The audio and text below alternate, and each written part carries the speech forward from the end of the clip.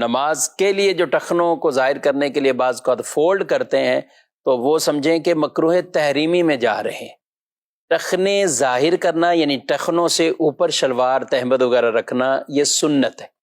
اگر کوئی نیچے رکھتا ہے اور تکبر وغیرہ کی نیت نہیں ہے تو یہ خلاف سنت مکروہ تنزیہی عمل ہوا، نماز ہو جائے گی۔ اس نماز کو لوٹانا یعنی دوبارہ پڑھنا یہ واجب نہیں۔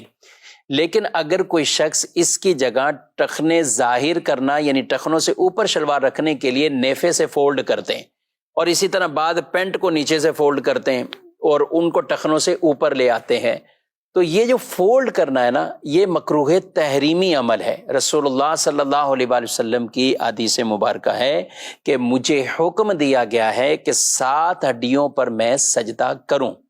مجھے حکم دیا گیا 7 ہڈیوں پر سجدہ کروں۔ وہ 7 ہڈیاں کون سی ہیں؟ 2 یہ ہاتھ، گھٹنے، 2 پاؤں اور یہ پیشانی۔ پیشانی کا لگنا زمین پر یہ فرض، اور ناک کا لگنا، ناک کی ہڈی کا لگنا یہ واجب۔ تو یہ 7 ہڈیاں ہوئیں۔ فرمایا مجھے حکم دیا گیا 7 ہڈیوں پر سجدہ کروں اور اپنے بالوں اور کپڑوں کو نہ سمیٹوں۔ بال بھی یعنی جیسے چٹیا وغیرہ یا اس طرح کو بنانا، کپڑے بھی نہ سمیٹوں۔ تو یہ کپڑے جو فولڈ ہوتے ہیں، جن کو شلواروں کو بطور خاص نیفے سے فولڈ کیا جاتا ہے، تو یہ ٹھیک عمل نہیں ہے، یہ مکروہ تحریمی ہے۔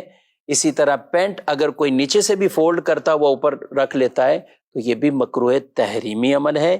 وہ نماز کو واجب الاعادہ بنا دیں گے، یعنی وہ نمازیں واجب الاعادہ ہو جائیں گی، ان کو دوبارہ پڑھنا واجب ہو جائے گا۔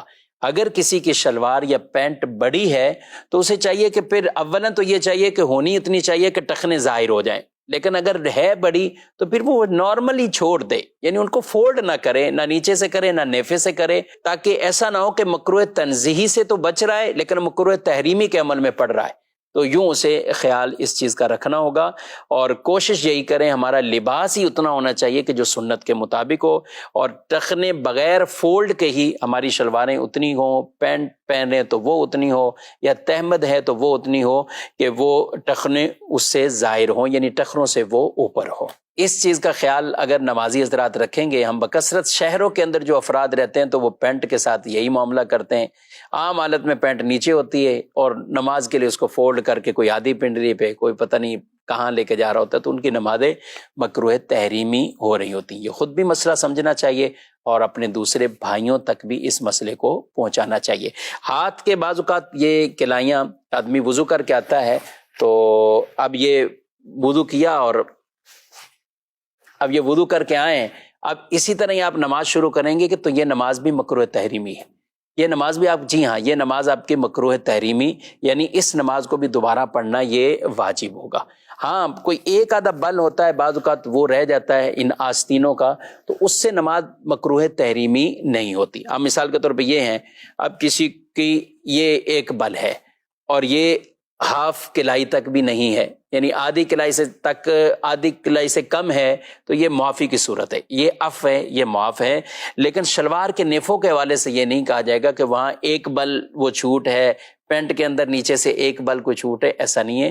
یہ صرف یہ جو حکم ہے یہ کلائیوں اور ان بازوں کے حوالے سے، کیونکہ عام طور پہ وضو کے بعد کچھ نہ کچھ یہ کپڑا ایسے فولڈ رہ جاتا ہے، لیکن جو نیچے ہی نہیں کرتے اور یہاں تک چڑھا ہوا ہے اور اسی طرح آگے نماز شروع کر دی، تو ان کی نماز بہرحال مکروہ تحریمی واجب الاحدہ ہو رہی ہوتی ہے۔